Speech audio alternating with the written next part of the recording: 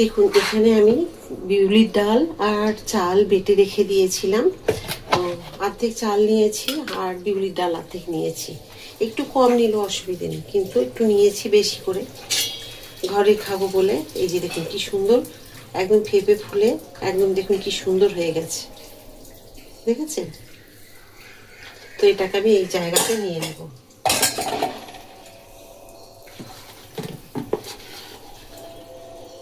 এখানে নিয়ে নেব।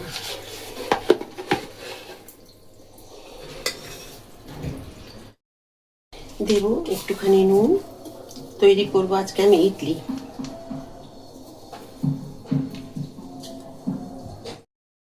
অল্প একটু খাবার সোডা। হ্যাঁ,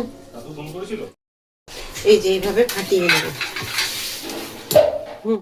এবার এগুলোতে আমি দেখুন তেল মাখিয়ে নিয়েছি, খুব সামনের থেকে দেখাচ্ছি। দেখুন সবগুলোতে তেল মাখানো। এখানে দিয়ে দেবো প্রয়োজন মতো একটু একটু করে ব্যাটার।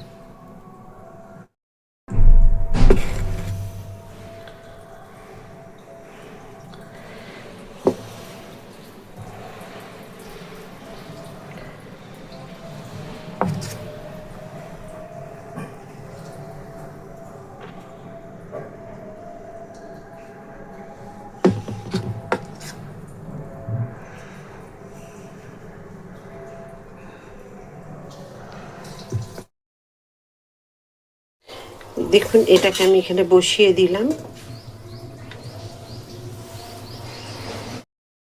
ওপরে মানে 3টে থাক বসানোর পরে এটা দিয়ে আমার বসাতে অসুবিধা হয় বলে এটা পরে দিয়ে দিলাম। তো দিয়ে দেওয়ার পরে এবার আমি উপরে ঢাকাটা দিয়ে দেবো। 15 মিনিট পরে আমি ফিরে এসে দেখাবো কীরকম হলো ইডলিগুলো। আর যে ইডলিটা তৈরি করছি নর্মাল যেগুলো দোকানে পাওয়া যায় আমরা কিনে খাই সেই রকম। তো আমি এর আগে যে আপনাদেরকে ইডলি তৈরি করে আমি দেখিয়েছিলাম, সেই ইডলিগুলো ছিল ভেতরে পুর দেওয়া, মানে স্টাফিং দেওয়া ছিল।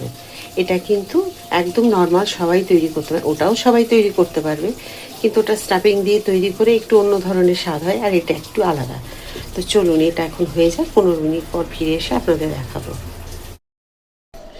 ইডলিগুলো রেডি হয়ে গেছে, আমি এবারে নামিয়ে নেব। আর কীরকম হয়েছে সেটাও আপনাদের সাথে শেয়ার করে নেবো, দেখিয়ে দেবো কেমন হয়েছে। তো চলুন।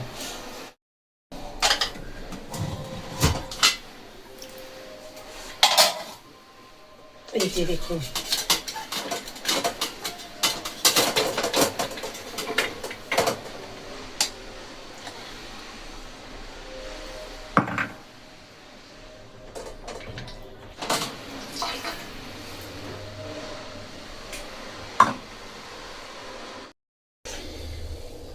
একটু জল দিয়ে দিতে হবে।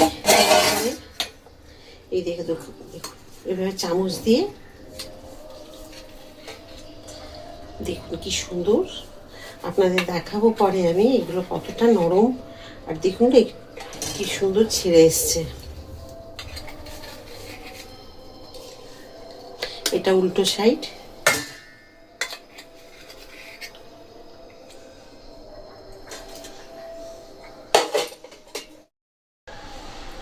প্রত্যেকটা দেখুন কি সুন্দরই ফুলেছে।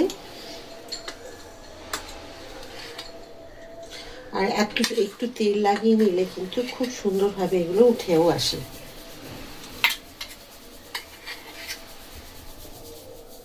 দেখুন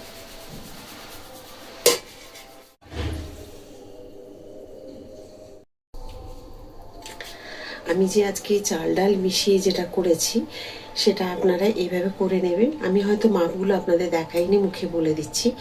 আমি যদি আপনারা তৈরি করেন, আমার পরিবারের মতো আমি আন্দাজ মতো নিয়েছি। আপনারা যদি ওজনে করেন 250 গ্রাম চাল নেবেন, সেদ্ধ চাল, আর 150 গ্রাম অন্তত বিউলির ডাল নিয়ে নেবেন।